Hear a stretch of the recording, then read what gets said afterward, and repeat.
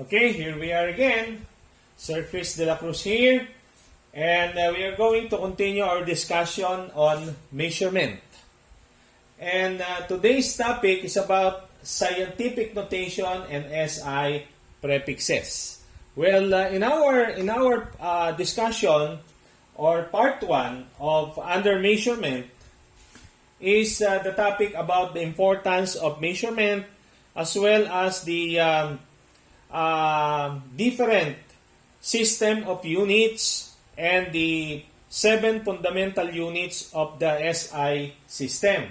Now, this time we are going to tackle the scientific notation and the prefixes or the SI prefixes. Examples here are nano, mega, pico, femto, giga, milli, micro, tera, kilo, deca, hecto, exa.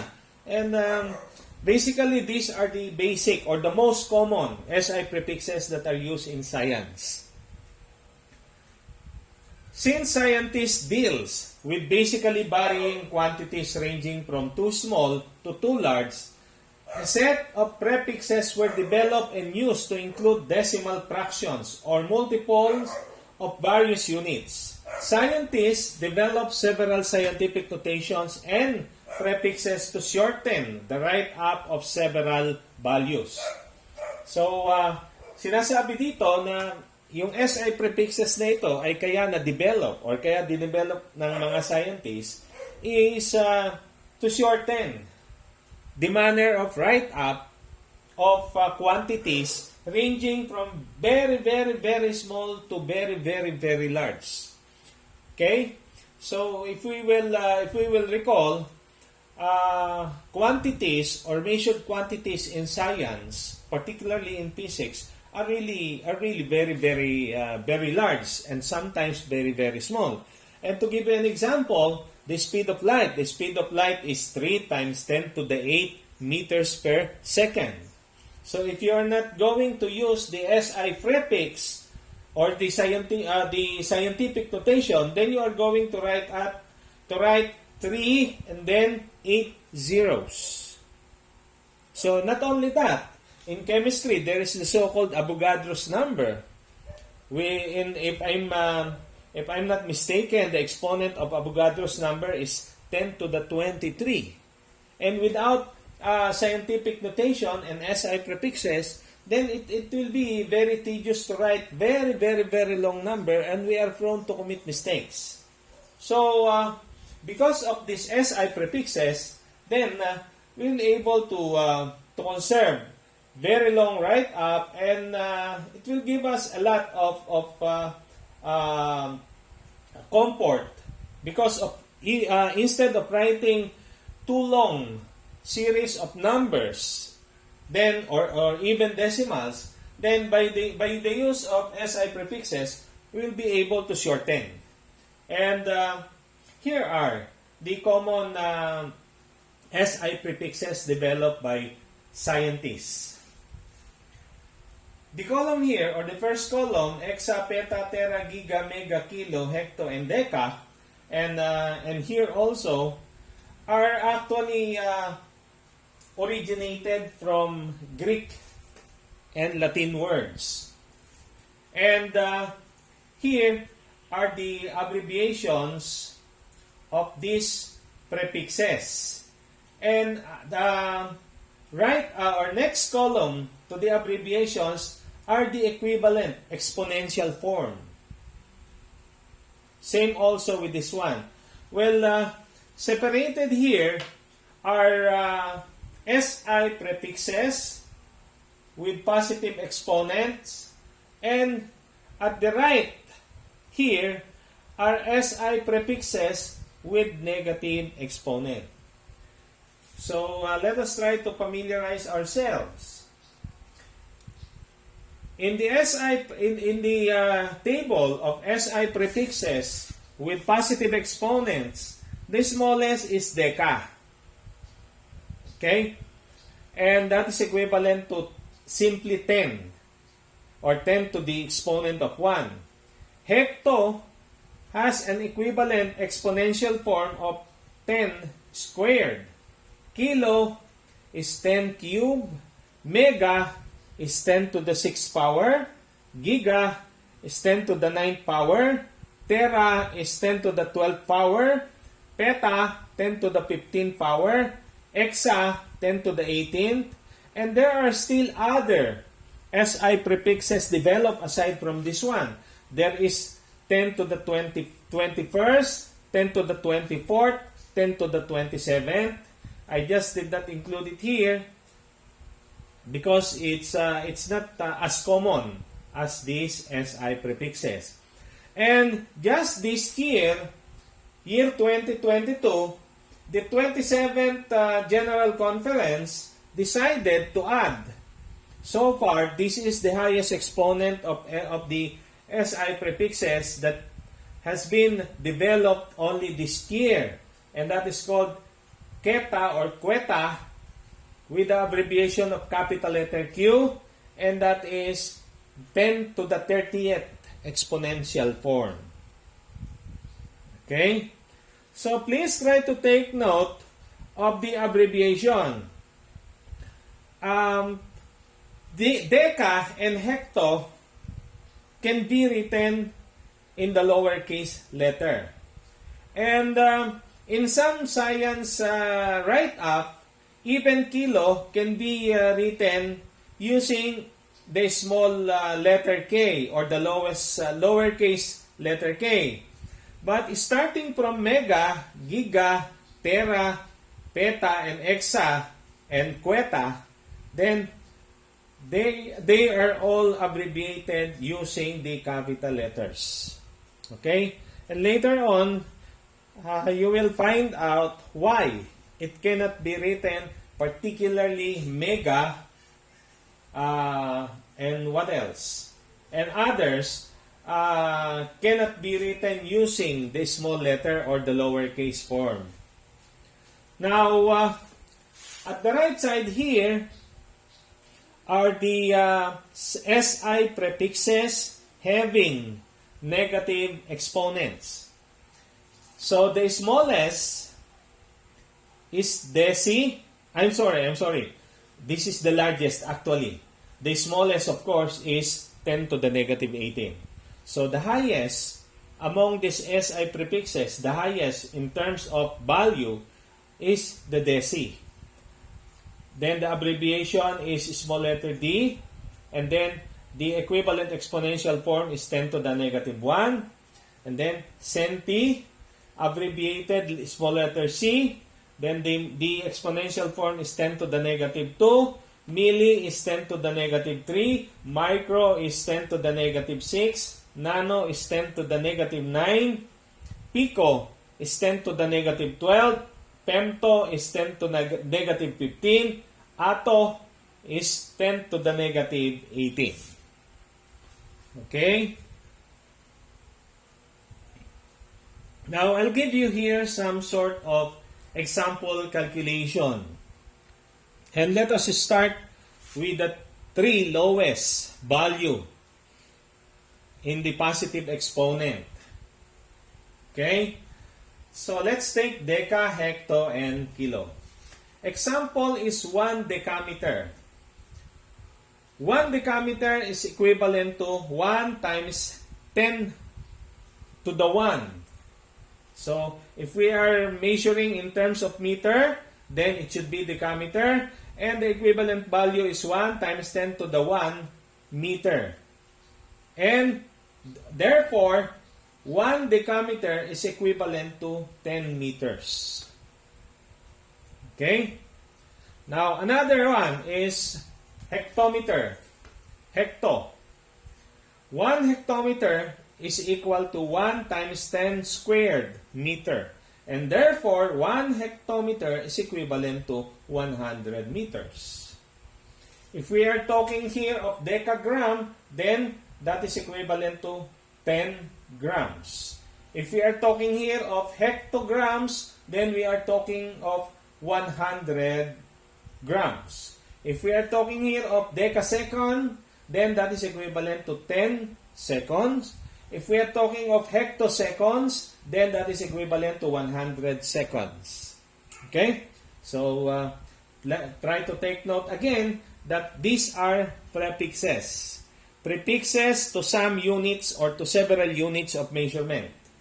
If we are talking here of grams, we are talking here of second, if we are talking here of mole, etc., etc., then these prefixes can be used in order to shorten the write-up of very, very, very big or very, very small quantities.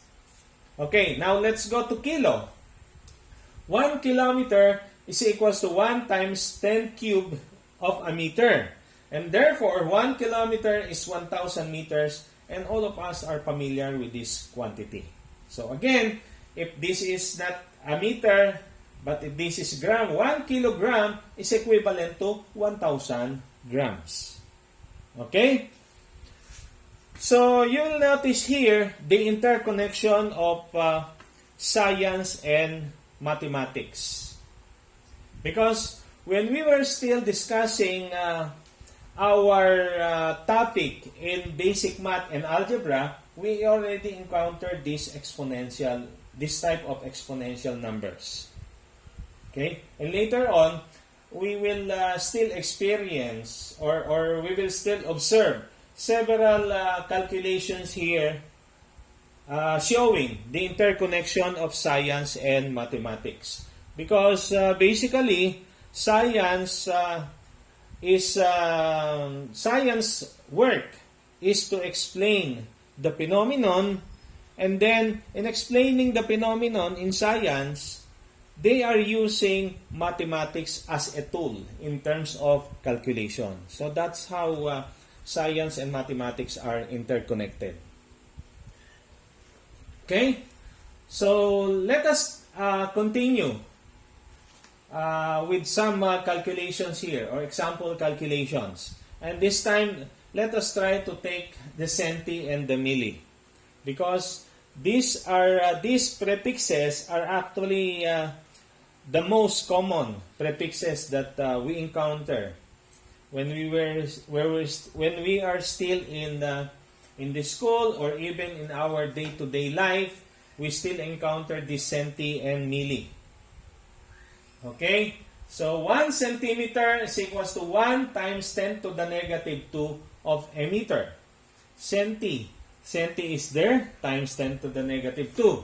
Now, again, like what I have said earlier, algebra and mathematics is actually a tool of science. That's why here, if you still remember, our topic in exponent rules, the law on negative exponent. So let's try to apply it here. So 10 to the negative 2, and then 10 to the negative 2 is the same as 1 over 10 to the positive 2. And therefore, this 1 over 10 squared is equivalent to 1 over 100 of a meter. Hence, the conversion is 1 meter is equals to 100 centimeters. Okay? Now, another one is the millimeter. 1 millimeter is 1 times 10 to the negative 3 meter. And again, that negative exponent, if we transfer it to the denominator side, then it becomes positive. I'm sorry, I committed another mistake here. This should be 10 to the positive 3. And then 10 to the positive 3 is equals to 1,000, and therefore that should be 1 over 1,000 of a meter. That is why the conversion of meter to millimeter is for every 1 meter, and that is equals to 1,000 millimeters. Okay? So let us try to have some examples in terms of scientific notation to equivalent name using SI prefixes. And example 1 here is, okay, 3 times 10 to the 6 grams. Okay, so this is the exponential form, 3 times 10 to the 6 grams. Now, using SI prefixes, we just have to take a look at the table. The table here. 10 to the 6 is, the exponent 10 to the 6 is equivalent to mega. That's why here, 10 to the 6, we replace it by mega. So this is equivalent now to 3 megagrams. Now using the abbreviated form, it is equivalent now to 3 mg, and m should be capitalized. You cannot write it using a small letter or lowercase letter m because it might be confused to be milligrams and not megagrams. Okay? So the correct write-up is 3 mg. Okay, let's go to example number 2. 160 times 10 to the 9 bytes. Okay, so if we are going to look back at the equivalent of 10 to the 9, 10 to the 9 is giga. And therefore, we have to substitute 10 to the 9 by the prefix giga. So this is 160 gigabytes. And again, in writing gigabytes, that should be capital letter G. 160 gigabytes. And most of us are familiar with this particular example. Gigabytes represents the memory capacity of our computer. Okay? So, that's it. The gigabytes is equivalent to 10 to the 9. That's why 160 times 10 to the 9 is 160 gigabytes. Okay, another example here. 3 times 10 to the third meters. Then, we knew that 10 to the third is equivalent to kilo. So, therefore, this is the same as 1 kilometers. And the write-up is 3 km or km with using a small letter. They are both can be considered. Okay, next example. 7 times 10 to the negative 3 grams is equals to 7 milligrams because 10 to the negative 3 is milli. So this is 7 milligrams and this is the correct write-up. 7, small letter M, G. Do not use capital letter M because it might be construed as we are talking of the mega. While here, we are talking supposedly of milli, so therefore it should be small letter m. Okay? Another example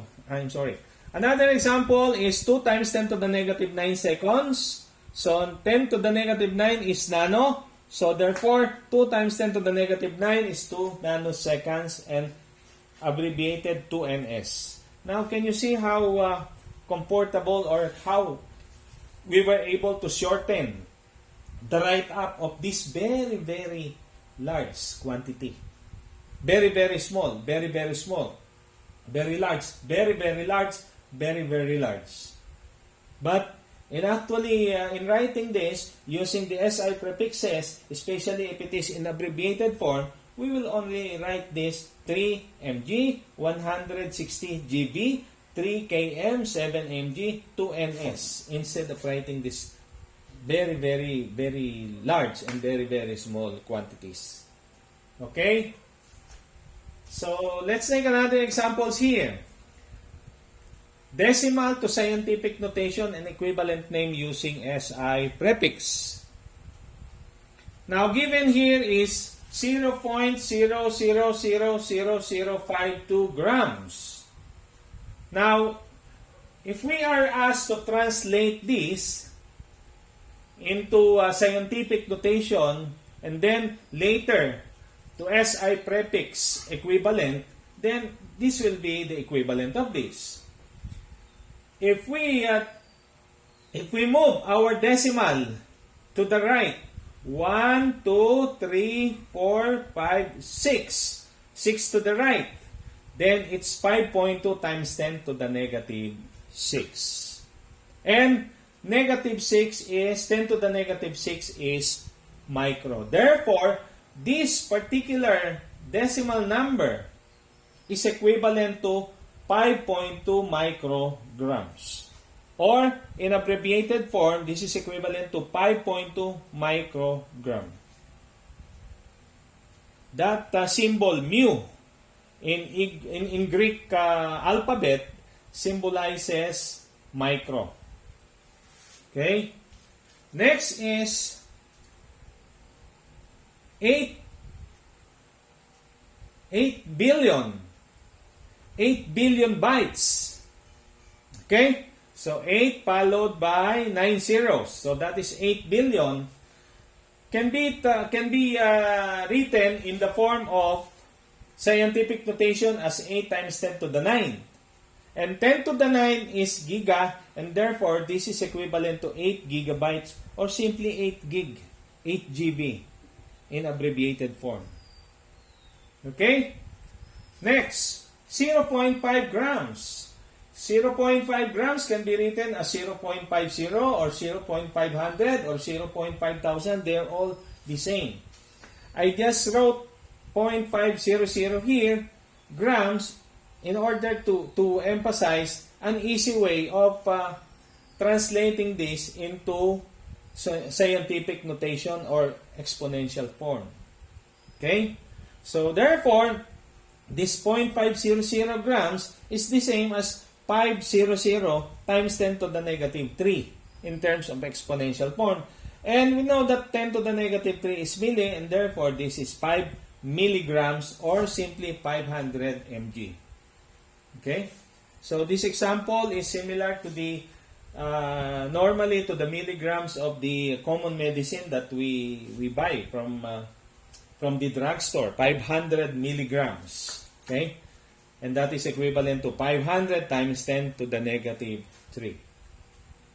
Okay? Another example is 100,000 meters. So, this is the same as 100 times 10 to the third power, and that is 100 kilometers or 100 km. Another example is this one. 2,000 million, billion, 2 trillion. 2 trillion bytes. 2 followed by 12 zeros. And that is 2 times 10 to the 12. And since 10 to the 12 is tera, then therefore, this 2 trillion bytes is equivalent to 2 terabytes.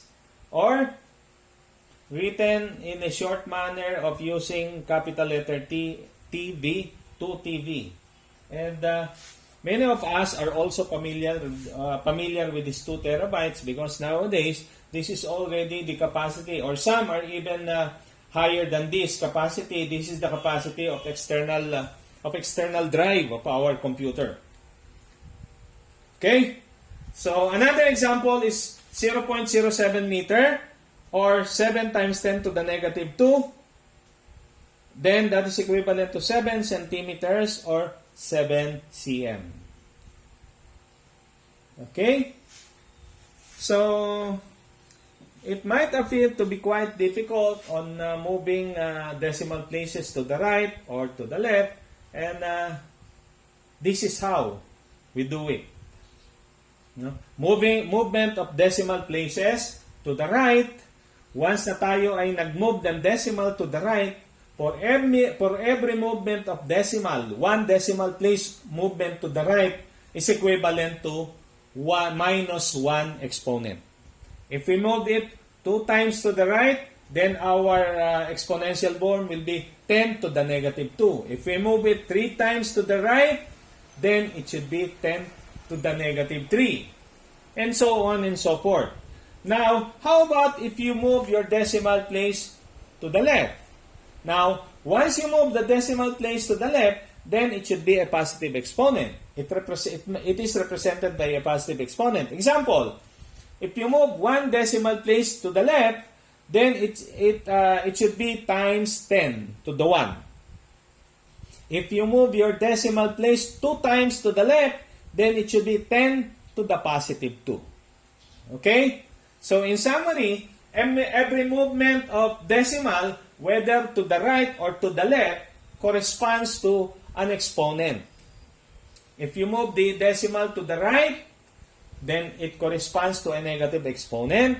And if you move your decimal to the left, it corresponds to positive exponent. Okay? So let us take some examples here. So the original given numbers are these numbers in the decimal form. Okay? So 0.000003, anim ang 0. So therefore, if you move it 6 times to the right, it will become 0.3 times 10 to the negative 6. If you move it 7 times to the right, it will be 3 times 10 to the negative 7. If you move it 8 times to the right, it will become 30 times 10 to the negative 8. If you move it 9 times to the right, this will become 300 times 10 to the negative 9. Now, bakit ito ay kulay pula? Because if we are going to translate this into into equivalent name using SI prefix, wala tayong SI prefix na equivalent yung 10 to the negative 7, wala rin yung 10 to the negative 8. Ang meron tayo, ang pinakamalapit ay 10 to the negative 6. So therefore, this 0.000003 or 0.3 times 10 to the negative 6 can be written as 0.3 milli. If the unit here is gram, then that is 0.3 milligrams. Okay? Next, another example here is how many zero? 1, 2, 3, 4, 5, 6, 7, 8, 9. Okay, 9 zeros before 8. So, if you move your decimal 9 places to the right, then it should be written as 0.8 times 10 to the negative 9. If you move your decimal place 10 times to the right, then it should be 10 to the negative 10. If you move your decimal 11 times to the right, then it should be negative 11. So take note again here. Once tayo ay nag-move ng decimal to the right, ang corresponding exponent nun ay negative. That's why all of these are negative, negative, negative. Even this, nag-move tayo sa right, negative, negative, negative. Now, the next thing that we are going to do here is let us try to take a look. Among these equivalent exponential form, pare-parehas na tama ito nung i-translate natin to in different exponential form. Pare-parehas na tama yan. But, meron ba tayong SI prefix na 10 to the negative 10? Wala. Meron ba tayong 10 to the negative 11? Wala. So, ang meron tayo ay 10 to the negative 9 and therefore, this particular value is equivalent to 0.8 times 10 to the 9 and that is 0.8 nano. Okay? So, ganun lang siya. No? The given number in decimal form should be translated into exponential form whose exponential has an equivalent SI prefix. Kung alin yung malapit, then yun ang kukunin natin. Okay? So another example here is 350 million. So we can write this as 0.35 times 10 to the 9. Again, let's try to take a look at our formula here. Pagka ang movement ng ating decimal ay to the left, nagiging positive ang exponent. Okay? Because any number that do not show decimal is understood that the decimal is after the right digit. So, it's understood that there is a decimal here. And therefore, you have to move your decimal to the left several times. And kung ano yung dami ng movement mo sa left, then that should be the exponent of our 10. So here, nag-move tayo ng siyam na beses to the left. That is why this is 0.35 times 10 to the 9. Another possible write-up of this in terms of scientific notation is 3.5 times 10 to the 8. If you move your decimal to the left 8 times, then that is 3.5 times 10 to the Now, if you move your decimal only 7 times the left, that is 35 times 10 to the 7. And again, let's, among this three scientific notation right up, hanapin natin kung alin dito yung merong equivalent na SI prefix. Walang 10 to the 8, walang 10 to the 7. Meron tayo 10 to the 9. Kaya ito ay 0.35 giga or 0.35 giga. Okay? Another example is 1.2 million. This can be written as 0.12 times 10 to the 7. Can be written also as 1.2 times 10 to the 6. Can be written also as 12 times 10 to the 5th. And walang 10 to the 7 dun sa table of SI prefixes. Wala ring 10 to the 5th. Therefore, the correct answer is 1.2 and that becomes 1.2 mega. And then, here's another example. So, how many zeros? This is 10 zeros followed by 2. So, if you move your decimal to the right, 2 times 10 to the negative 11, pagka 11 times kang nag-move sa right, then pagka ginawa nating 12 times tayong nag-move sa right, this will become 20 times 10 to the negative 12. And with these two right up, yung 10 to the negative 12 ang mayroong equivalent sa ating table of SI prefixes, and therefore, this value is equivalent to 20 pico. Okay? So, mapapansin natin dito na it's very convenient using our table of SI prefixes because a large number or two large number and two small numbers that are written na medyo mahaba at medyo complicated na prone tayo sa error, pwede pala nating i-emphasize using our SI prefixes at ito ay iigsi pa kung tayo ay gagamit ng abbreviated form. Okay? Now, I want to give you some tip regarding the proper way of writing scientific notation. No? The proper way of writing scientific notation is that the decimal should be placed after the first digit.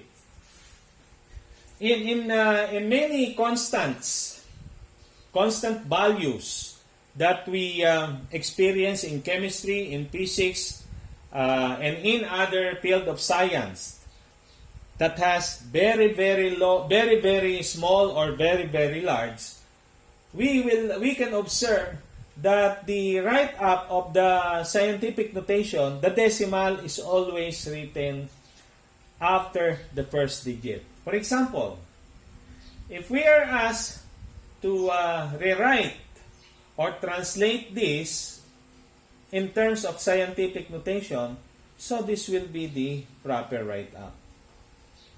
Okay? So, if we move our decimal place 7 times to the right, then this will become 3.0 times 10 to the negative 7.